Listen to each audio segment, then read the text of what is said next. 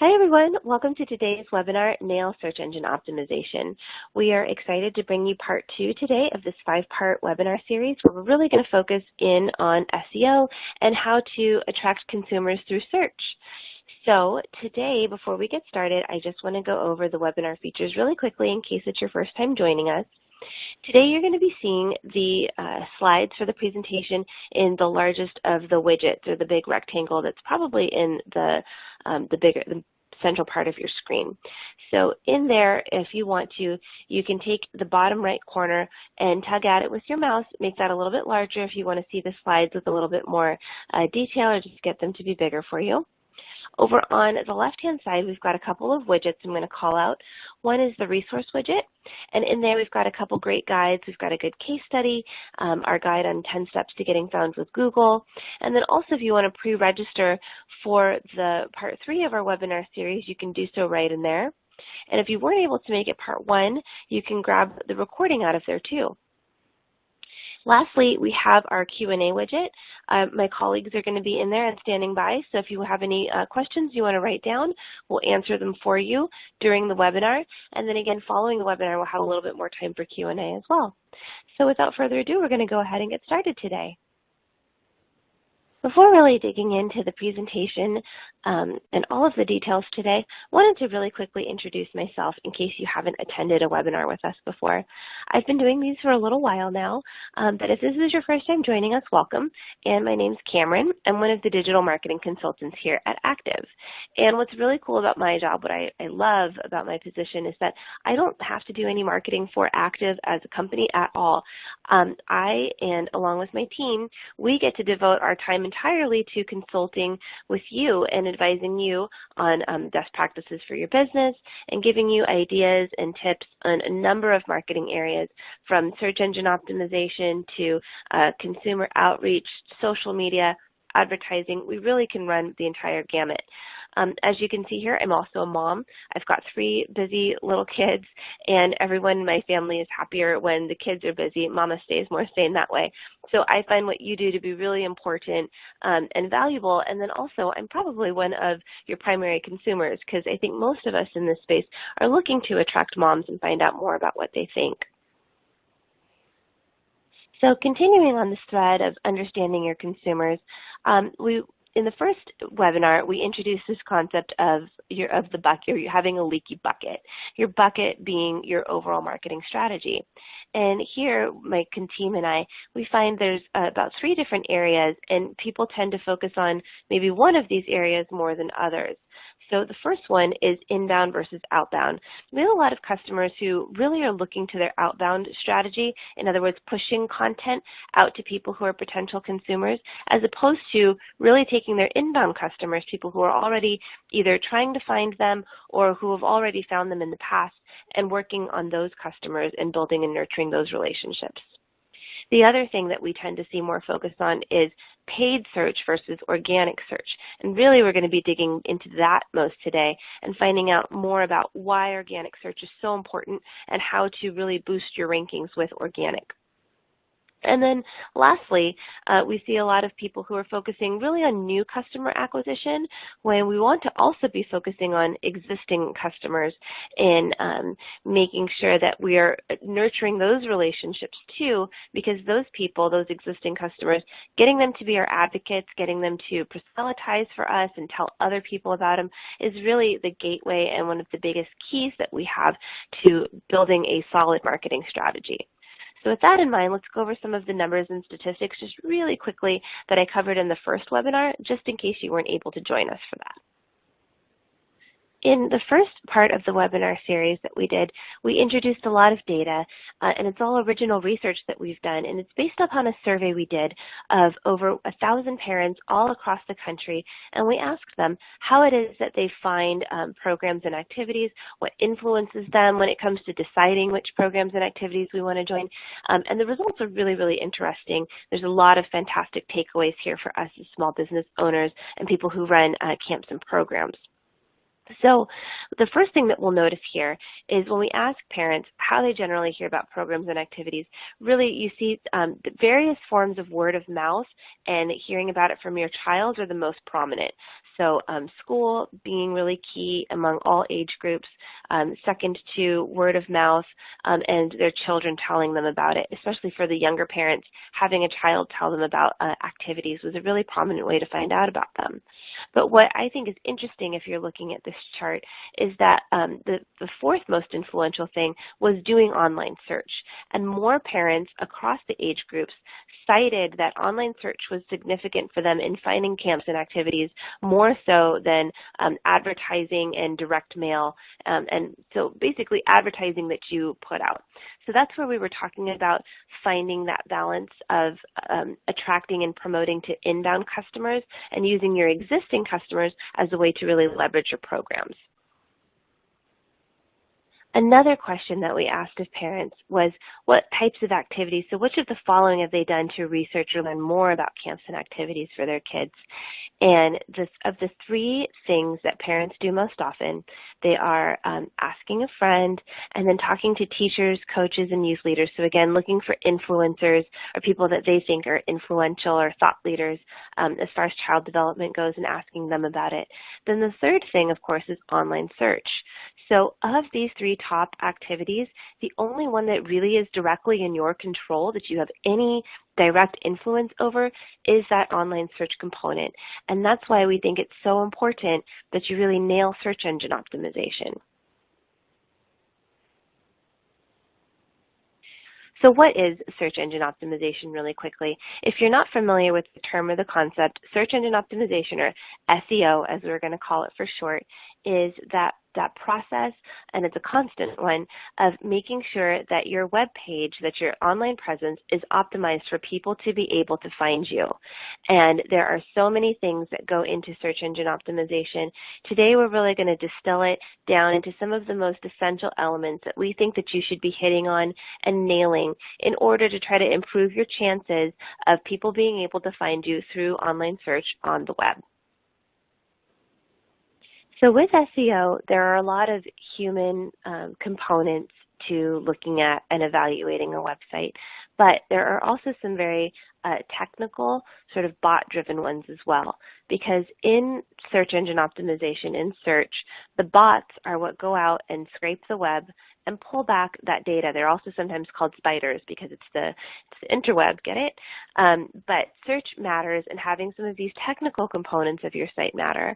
So the first thing we want to do or want to recommend doing is baselining your site and doing something or trying something like this HubSpot website grader.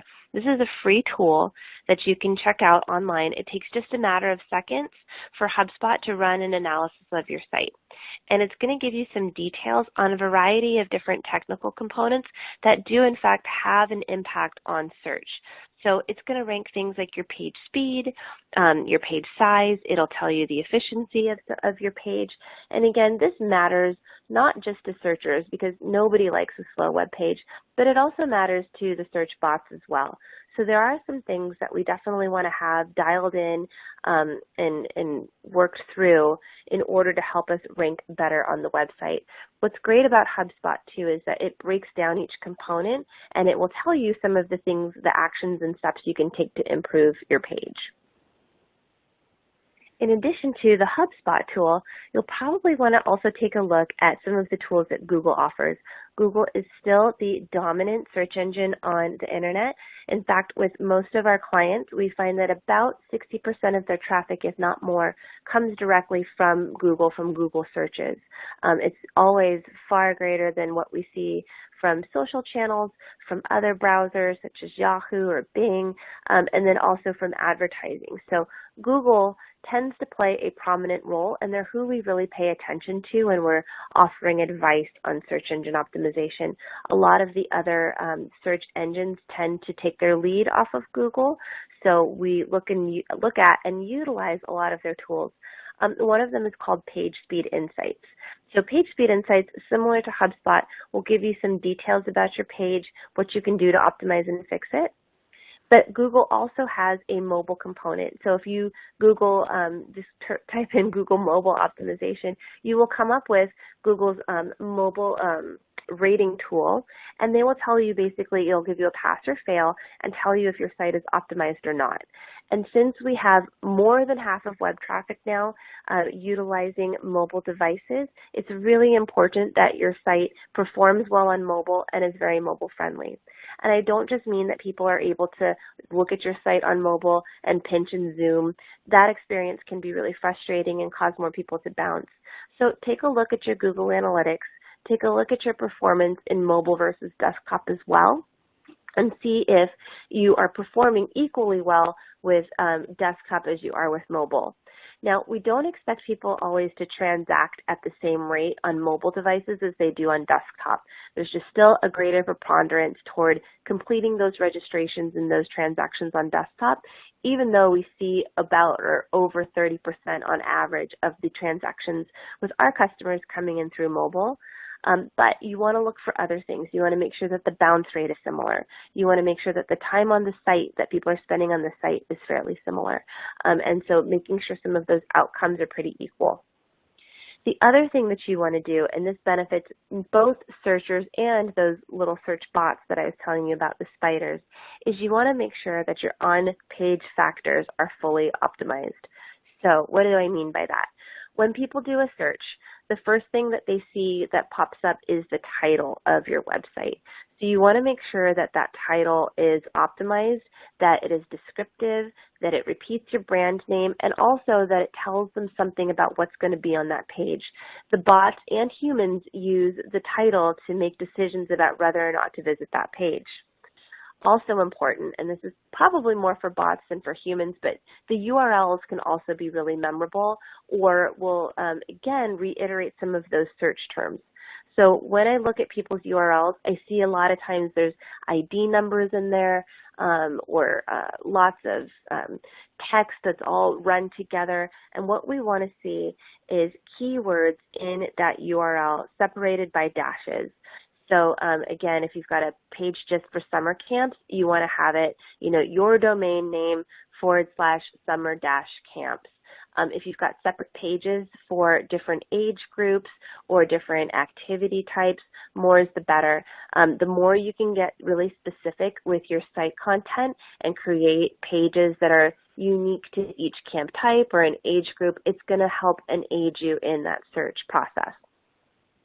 The next thing that we want to do is have a strong meta description. And I don't believe you need to have a strong meta description on every single page of your site, particularly if you blog. You don't have to worry about it there. But absolutely, for your primary web pages, the pages that people are most likely to stumble across during search, you want to have strong meta descriptions. And what do I mean by that? The meta description is the little snippet of text, and I call it tweet size because really that's about all it is. It's about 155 characters is what people will be able to see. But it's the description that appears below your page title and your URL. And the meta description can really differentiate you on the internet from your competitors. So you want to treat that like ad copy. You want to give people a reason to click through to that site. Now, it's not good to what we call keyword stuff, meaning like you just take and say something like summer camps, kids, summer programs over and over again. It really needs to read naturally.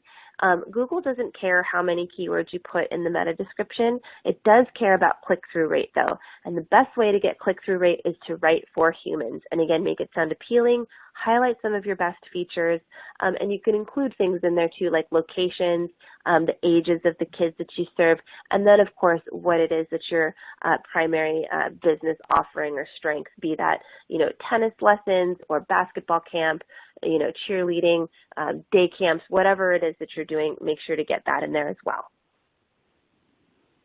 For me, I'm such a visual learner that I know it always helps to have a little real-life example of what we mean by on-page optimization. So wanted to quickly show this little optimization check that we did with one of our customers. They're called Debate Camp, and they run programs throughout the United States and Canada, specifically teaching kids classical debate skills, which I think is so cool. But they have done a couple of really smart things. So they've nailed that page title. They have, Debate Camp Canada. So again, listing their brand right up front. And then they have their public speaking title, and the rest of it right in there too. So it finishes with their brand name, but includes some of those other keywords that parents might be looking for. So that's in the purple, the biggest one. Their URL, it's nice, it's short and sweet. And even on all of their subpages, you'll find the same thing. They've built out subpages for the different camp types that they offer and the different locations. And so all of that is going to be helping them in search because parents in specific locations will be drawn to those pages, and those pages will show up better for local searchers as well. So great job there, Debate Camp. And then lastly, with the meta description, again, it's reiterating what is being offered. It's telling parents about the setting. They take place in an academic environment on college campuses around the country. And then they add a modifier like residential camp as opposed to just overnight camp. And then they give information too, again, about the ages of the campers that they serve. So parents right away who are looking will see if their child falls into that age range. And again, it's just one of those opportunities that helps people click. They might even be searching for a specific age or like camp for middle schoolers. And so referencing grades and ages and things can help with search as well. So now that we've talked about some of the basics with on-page optimization and with page speed and some of the technical details of the site, I'd be really remiss in talking about SEO if I didn't touch upon the importance of building your link profile. Earlier in the presentation, we talked about how search is important, but some of the more important factors in finding activities are word of mouth and talking with influencers, right? People who work with your children, like teachers and coaches and mentors and things like that. The internet is like a big virtual environment of that sort of same thing. Having links that other people have on their website that lead them back to your website is really just online word of mouth. And it says to Google, your site is relevant, your site is authoritative, your site is a place where people want to go. So building out these third-party links, like I say here, they are like the votes of the internet, saying, yes, this is a reliable source, this is somebody that you want to visit and talk to. It is one of the two most important signals in search, according to Google. They, again, communicate relevancy and signal trust. So how can you find out who's linking to you and how many links you have, and think about what's called your domain authority. Domain authority is largely comprised of how many people are linking to you, what your external profile, your external link profile looks like. So there's a tool that we use called the Moz bar, that's M-O-Z. Funny name, great company, but if you install the Moz bar, and there's tutorials on it too, Moz will tell you how many backlinks you have. It'll tell you what your domain authority score is, and you can start to build it up from there. So when you're looking at your domain authority score, you might see a number that's like in the 30s or lower.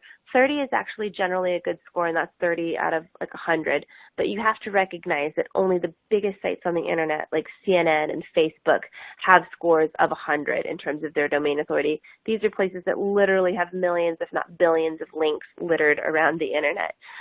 So we're looking for relevancy and a consistent domain authority score compared to your competitors. So you can look at your domain authority score not just for your website, but for your competition's website as well. And that's really what you want to take a look at or think about, is that relative score. What are some ways to build links? I'm not going to lie to you and tell you it's easy.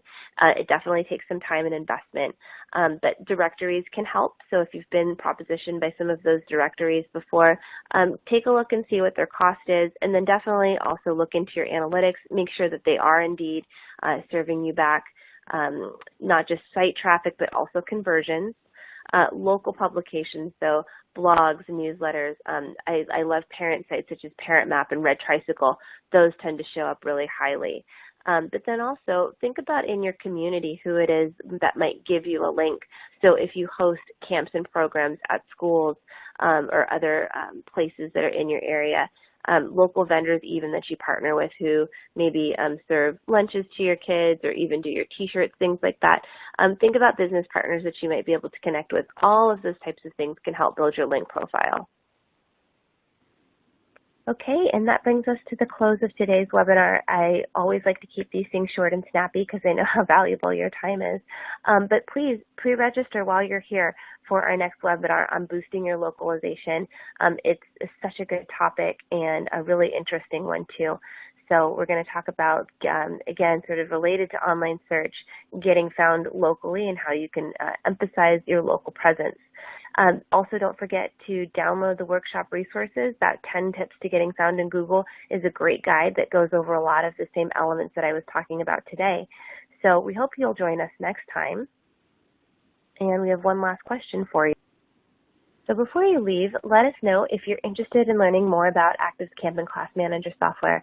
If you like the presentation today and the content that we're bringing you, we'd love to hear from you some more. If you'd like to learn more about the Digital Marketing Consultant Program and how we're able to help you market your programs, go ahead and hit submit in that box and let us know, and we'll have someone get in touch with you. Otherwise, we'll be hanging around for a few more minutes, just answering any questions that you might have. And until next time, have a great rest of the week. We hope to catch you for our next webinar.